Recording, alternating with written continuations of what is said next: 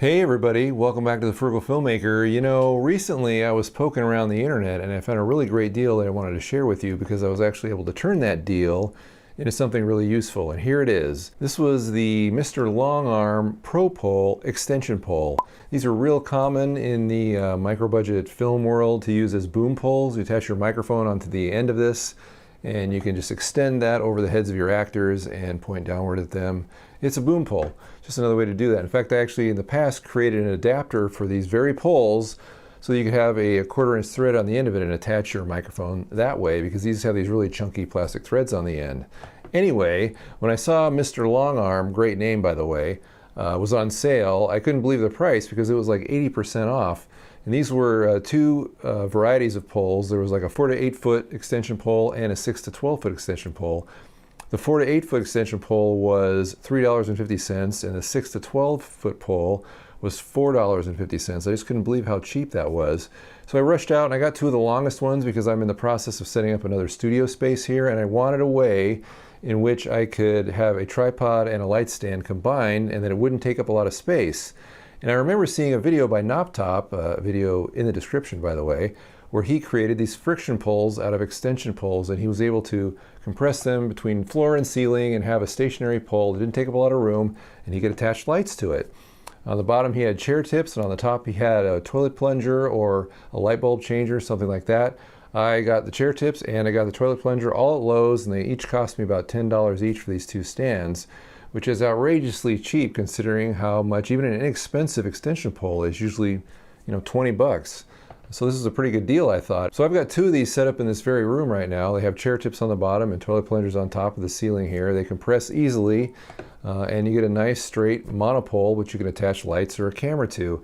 I've got two varieties of this. I've got a fixed camera over here, and then I've got a kind of a camera I want to be able to adjust over there. Now again, I'm not using tripods, I'm not using light stands. These are all combined into one. And I'm able to mount things on these poles based on another video I did in the past where I had those really cheap ground clamps. You get them for a little over $1 at hardware stores. And they have 1/4 inch threads on one end, and you can attach anything you can normally attach a 1/4 inch accessory to. In this case, this camera right here has a magic arm going from the ground clamp to the camera. And then slightly above that, there's another ground clamp which is connected to a male-to-male coupler, which then has a lighting spud on the end of it, and I've got a light fixture on the end of that, which then has a Y adapter with two bulbs in it, and that's what's lighting my face right now. This other stand has a very similar setup, only the camera is connected to another magic arm connected to the Frugal clamp, which allows me to easily loosen that camera and run it up and down the pole so I can adjust it for that shot if I'm doing something over at the workbench and recording that. And then above that is another light fixture connected in a similar way, pointed at the ceiling, so it gives light to that workbench over there. So both of these take up very little space. In fact, it's about this much space, the size of a chair tip, and that way I don't have to worry about tripping over light stands or having to move tripods in and out. Now these light stands are both fixed. They're not going anywhere, so they're perfect for this. I don't know how effective these would be in the field really, because these poles are pretty long. The ones I have are 6 feet even when they're reduced in size, and they extend to 12 feet. But that's not always easy to take around a 6-foot pole depending on how much space you have. If you don't have a van, if you have a small car, I can see how the smaller poles would be better.